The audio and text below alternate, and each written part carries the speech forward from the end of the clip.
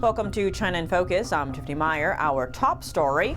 The U.S. Treasury Secretary warns that China's weak economy aims to drag others down, starting with its rare earth export controls. Meanwhile, the U.S. Trade Representative hints at countermeasures and tariff hikes depending on Beijing's next moves. The Chinese economy is doing very poorly, and maybe they're trying to take focus off of that.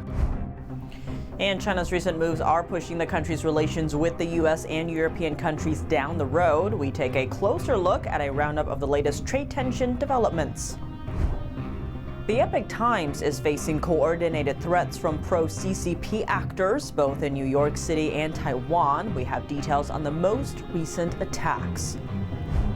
Japan's vote to confirm a new prime minister has been delayed until at least October 20th, after the ruling coalition fell apart. Can newly elected ruling party leader Sanae Takaichi still become prime minister? Louisiana is cracking down on foreign AI threats. The state is banning certain Chinese AI tools in schools and state agencies to protect students and Americans' data.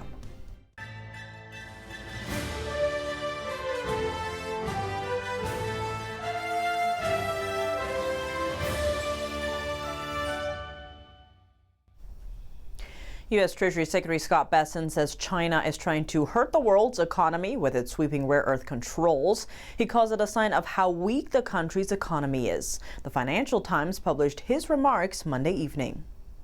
Bessent went on, saying that China is in the middle of a recession or even depression, and the Chinese regime wants to, quote, pull everybody else down with it. But Bessent warns that if the global economy were to slow down, China will be hurt the most. Stock markets in Asia, the UK, and Europe tumbled following Bessent's accusation against Beijing. Last week, China announced sweeping export controls targeting a wide range of rare earth products. China dominates rare earth refinement globally. These metals are critical to semiconductors and defense manufacturing. The sudden restrictions quickly sparked protests from many governments, including the U.S. and the European Union. President Trump vowed to impose 100% tariffs on China for that, starting November 1st. But it's not set in stone. Bessent Monday morning told Fox Business that Trump may wait and see what's coming out of the meeting between him and Chinese regime leader Xi Jinping in South Korea later this month. On Tuesday, U.S. Trade Representative Jamieson Greer said the Trump administration scheduled a time for the meeting without providing further details. We don't know for sure if the meeting will actually happen, as tensions between the two countries loom. But Greer's remarks are the strongest indication so far. Beijing hasn't confirmed Xi's trip and canceled hotel bookings reportedly for Xi's visit. What's more, Bessent analyzed what are behind China's latest moves in the Fox News interview. Take a look. One, the Chinese economy is doing very poorly, and maybe they're trying to take focus off of that. Two, China, as opposed to the United States is pushing for peace in the world. China is financing war. Three, maybe it was a mistaken attempt to try to gain leverage before the two leaders meet in Korea in October. And I can tell you, trying to get leverage in front of a meeting with Donald Trump is a bad idea. It was a miscalculation, but we are communicating now. Bessent also pointed to significant division within the Chinese regime, saying a low-level CCP official may have rolled out the restrictions without Xi's approval. Watch. I believe that the president thinks that this may have been, from a lower level official. The Chinese system is quite brittle, so this may not have come from Xi Jinping himself. This may have come, from a Chinese hardliner. They have hardliners on their side too, who are always trying to undermine the relationship. We have reported that Xi may have lost a significant bit of his power, with analysis of unusual signs from Beijing and insider sources from the Chinese system. And now the U.S. Treasury Secretary is saying someone can direct the Chinese Ministry of Commerce to issue sweeping restrictions on China's biggest leverage, rare earths, without Xi's consent. Some U.S. experts don't necessarily believe this is true. NTD's Paul Graney tapped Adam Savitt, Director of China Policy Initiative at America First Policy Institute, for his insights. Do you buy this excuse, Adam, that the Treasury Secretary has laid out here, or is it perhaps the Communist Party looking for a way out of its latest trade escalation? I do not buy it. I mean, I agree with Secretary Bessent that the Chinese system is brittle. It probably was a decision by Xi to put these export controls, these export licensing on the rare earths into place. He thinks it's the right time to strike. As your report just noted, the APEC summit in Korea was coming up. This really shook things up regarding that, perhaps gave China some more leverage going into that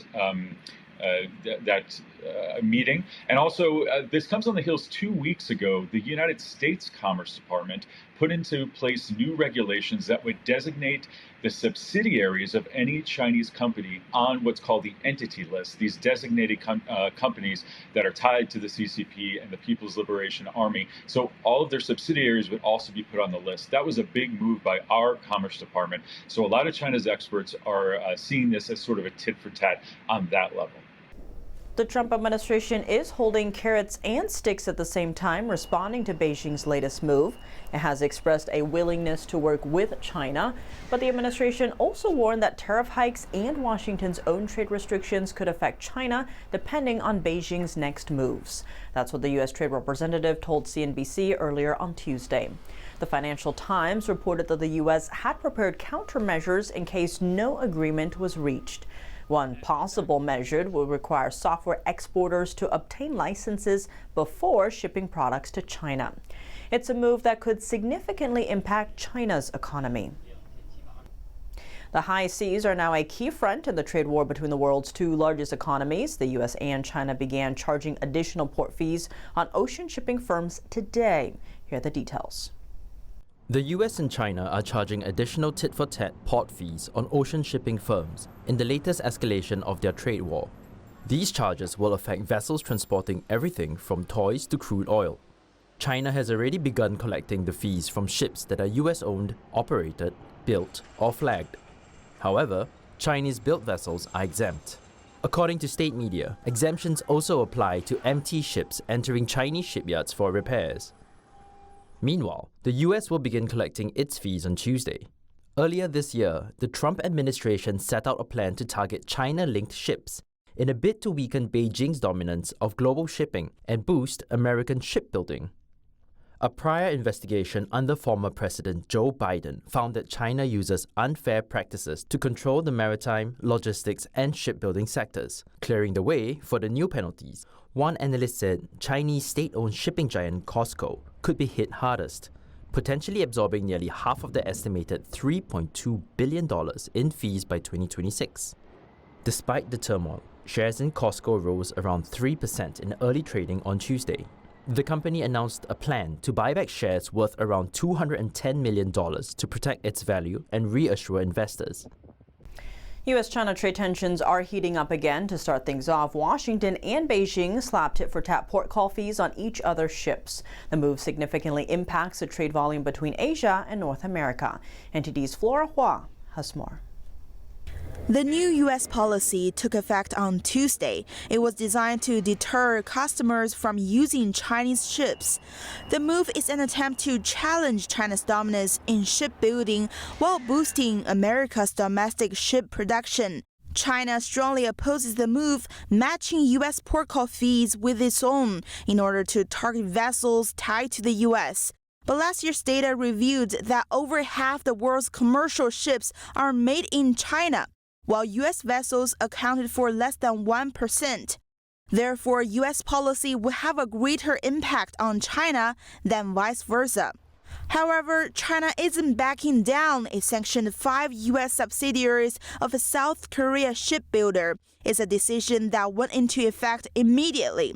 The move escalated tensions between Beijing and Washington and even impacted Beijing's relations with its neighbor, South Korea. It's worth noting that President Trump and Chinese regime leader Xi Jinping are expected to meet in South Korea for their first bilateral meeting in less than 3 weeks.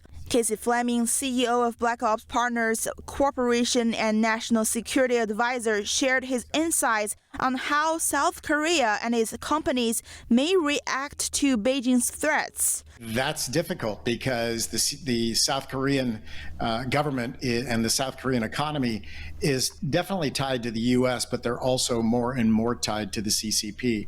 So it's going to be very delicate for them. They might go in halfway. They may stage their response. But right now, in their mind, they have to serve two masters. The other thing is inside of South Korea, they've moved pretty far down the road on the communist dial. Besides the U.S., tensions between China and European countries are also rising after Beijing rolled out its rare earth restrictions. The EU trade chief Tuesday called Beijing's restrictions unjustified. He says it's causing many problems for the European economy. The Danish foreign minister followed up saying that the move has already forced some European factories to halt production. He emphasized how this policy is causing real economic harm and hurting trust. Now, EU officials are calling for tougher measures to respond to China's move, and they are looking to discuss solutions at the upcoming G7 meeting. Flora Hua, NTD News. Gold prices hit a record high today amid rising trade tensions between the U.S. and China, silver reaching an all-time peak as well. In an ongoing series of threats from the Chinese Communist regime, the Epoch Times received an envelope containing a white powder, seemingly intended to intimidate the publication. The envelope also included a copy of the Epoch Times newspaper and a small clear Ziploc bag with the powder. The paper alerted the New York Police Department last week, which took the items for testing.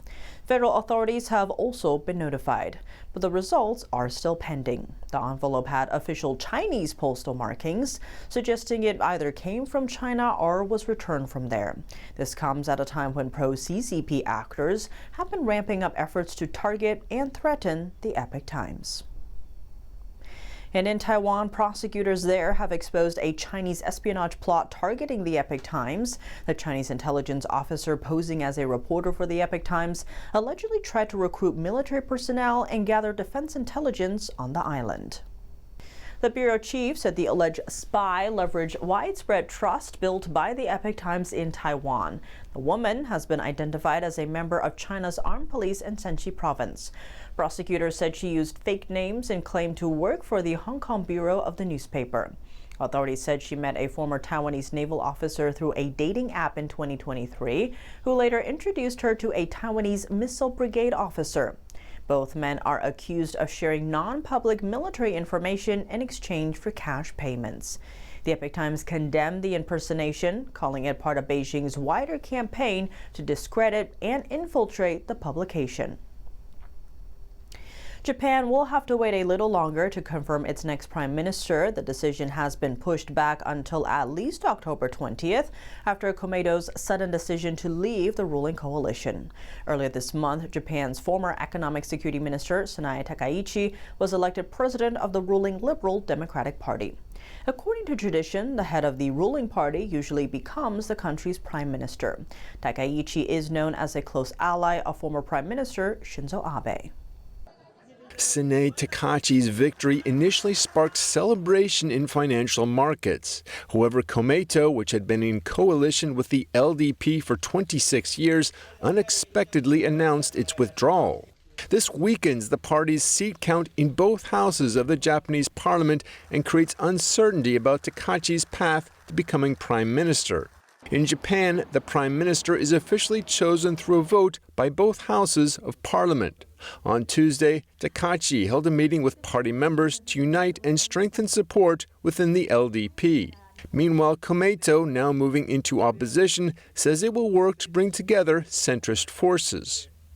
According to Akayo Yeita, former Taipei bureau chief of the Senkai Shimbun, Komeito's sudden shift came after a meeting with China's ambassador to Japan. Yaita believes the real reason for the move wasn't official matters like corporate political donations or vote coordination during parliament elections. Instead, he points to Takaichi's strong pro-U.S. and anti-China stance, which conflicts with Kometo's traditionally pro-China position. The largest opposition party, the Constitutional Democratic Party, is now hoping to unite the opposition and put forward a candidate for prime minister, aiming to change the government.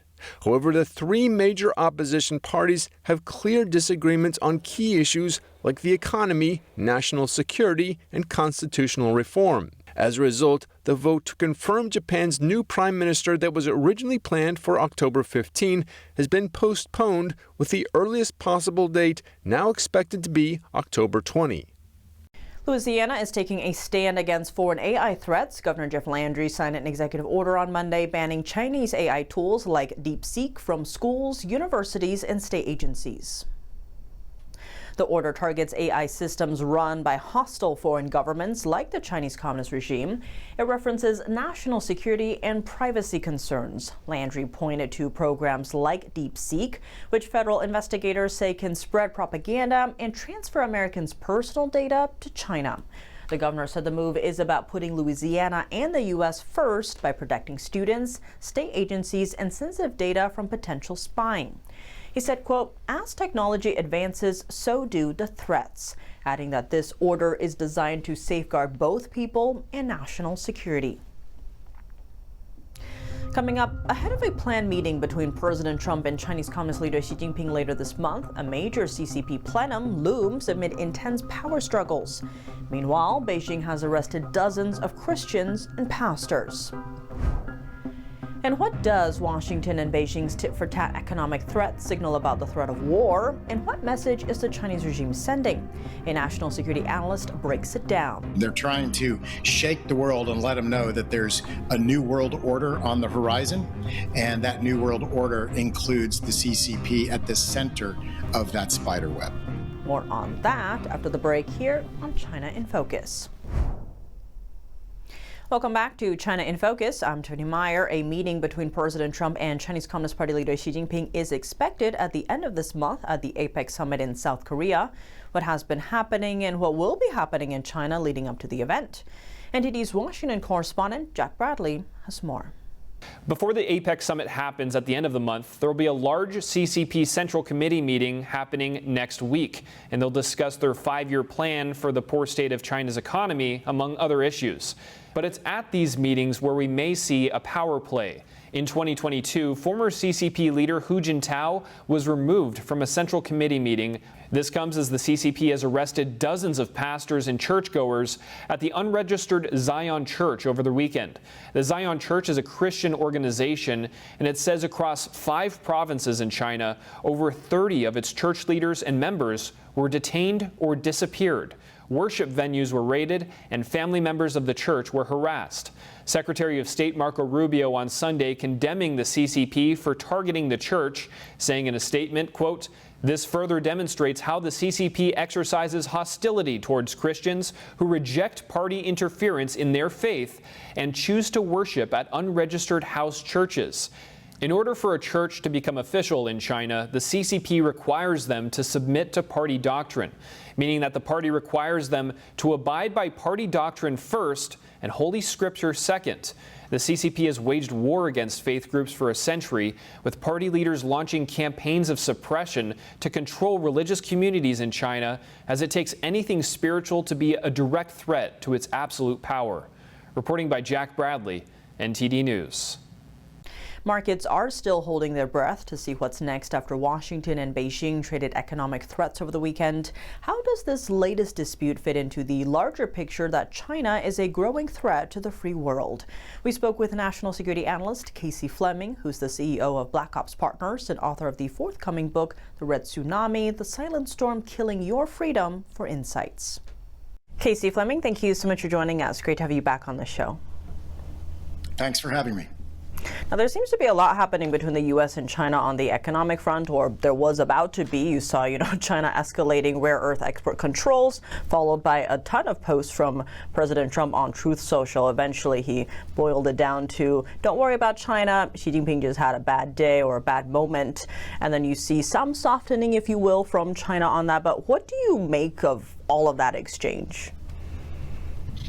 What I make of it is that the CCP showed us their true colors. The CCP over the past 3 years has been moving to a war footing, and they know that we need these rare earths for everyday life as well as military and all that. So the next step is full-blown kinetic and conventional warfare. So for somebody who's been following all this and working through the intelligence for many, many years, this is the final stage. So they revealed their true hand and their true colors. And then they realized, oh my God, the world started to react and said, wait a minute, this is a war. This is an act of war. So they said, okay, are we ready to fight the war, or do we need to back off of this and dial it back a little bit? So they, as well as Trump, decided to battle it back and to dial it back a little bit. On that note, you have already seen a lot of news that China's economy has not been doing well. We never saw that post-pandemic rebound that was expected in the economy. So you have, the likes of Treasury Secretary Scott Bessent saying maybe this was a low-level CCP official doing something unbeknownst to Xi Jinping, because a lot are pointing to China's economy relies a lot on exports. So it seems like those 100% additional tariffs that Trump was threatening would really hurt China's economy to then hurt, China's war footing. Did, China overplay its hand in your view here? I think Xi Jinping overplayed their hand.